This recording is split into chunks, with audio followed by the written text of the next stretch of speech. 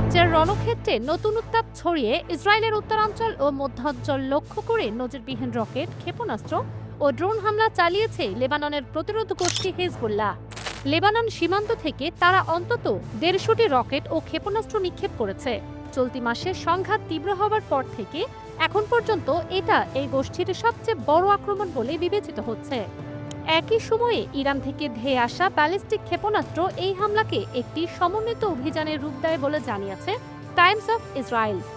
ইসরায়েলের প্রতিরক্ষা বাহিনী আইডিএফ জানিয়েছে, এই জোরালো আক্রমণের ফলে দেশটির বিশাল এলাকা জুড়ে সাইরেন বেজে ওঠে এবং লাখ লাখ মানুষ বাংকারে আশ্রয় নিতে বাধ্য হয়।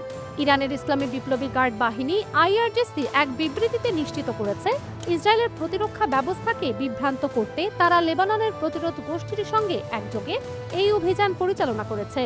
হামলার তীব্রতা এতটাই বেশি ছিল যে গ্যালিলি থেকে শুরু করে হাইফা এবং সীমান্ত থেকে ৫০ কিলোমিটার ভেতরের জনপদগুলোতেও সতর্কতা সংকেত জারি করা হয়।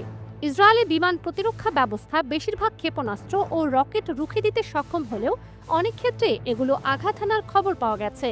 উত্তর ইসরায়েলের বিইনা নামক একটি শহরে রকেটের আঘাতে একটি বাড়ি ক্ষতিগ্রস্ত হয়েছে এবং অন্তত ২ জন আহত হয়েছেন। এছাড়া বেশ কয়েকজন স্থানীয় বাসিন্দাকে তীব্র আতঙ্কিত অবস্থায় চিকিৎসা দেওয়া হয় বলে জানিয়েছে উদ্ধারকারী দল। ১১ মার্চ রাত থেকে শুরু হওয়া এই তাণ্ডব ভোর পর্যন্ত অব্যাহত থাকে। উত্তরাঞ্চলীয় শহর নাহারিয়া, একর এবং হাইফার উপকণ্ঠে ড্রোনের অনুপ্রবেশ ঠেকাতে বারবার সাইরেন বাজানো হয়।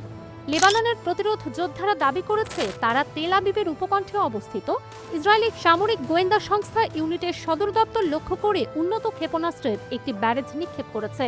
ইসরায়েলের কেন্দ্রীয় অঞ্চলের হোশেল হার্নিয়েল এলাকায় একটি বাড়িতে সরাসরি রকেট আঘাত হানার খবর পাওয়া গেছে। অনেক ক্ষেত্রে রকেটের আঘাতে আগুনের সূত্রপাত হয়। এই হামলাকে একটি নতুন পর্যায়ের শুরু হিসেবে আখ্যায়িত করেছে প্রতিরোধ যোদ্ধারা। এদিকে এই হামলার জবাবে ইসরায়েলি বিমান বাহিনী লেবাননের রাজধানী বৈরুতের দক্ষিণাঞ্চলীয় দাহিয়ে এলাকায় হিজবুল্লাহর শক্তিশালী ঘাঁটিগুলো লক্ষ্য করে ব্যাপক বিমান হামলা চালিয়েছে। আইডিএফ জানিয়েছে, তারা হিজবুল্লাহ কমান্ড সেন্টার এবং অস্ত্র গুদামগুলো গুড়িয়ে দেওয়ার লক্ষ্যে অভিযান পরিচালনা করছে। ইসরায়েলি সামরিক কর্মকর্তা সতর্ক করেছেন, আগামীতে এই গোষ্ঠীর হামলা আরও বাড়তে পারে এবং পরিস্থিতি একটি পূর্ণাঙ্গ যুদ্ধের দিকে ধাবিত হচ্ছে।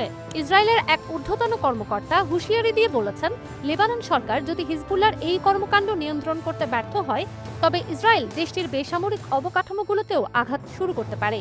এর আগে মার্কিন সংবাদ মাধ্যম সিএনএন এবং ইসরায়েলের চ্যানেল 12 রিপোর্ট করেছিল যে ইরান ও হিজবুল্লাহর পক্ষ থেকে একটি বড় ধরনের আক্রমণের আশঙ্কা করছে তেল আবিব। সেই আশঙ্কাই ১১ মার্চ রাতে বাস্তবে রূপ নিল, যখন ইরান থেকে ছোড়া ব্যালিস্টিক ক্ষেপণাস্ত্রগুলো জেরুজালেম এবং ইসরায়েলের দক্ষিণ প্রান্ত পর্যন্ত সতর্কতা সংকেত বাজাতে বাধ্য করল। ফারজানা মৌসুমী, দুতিয়াল।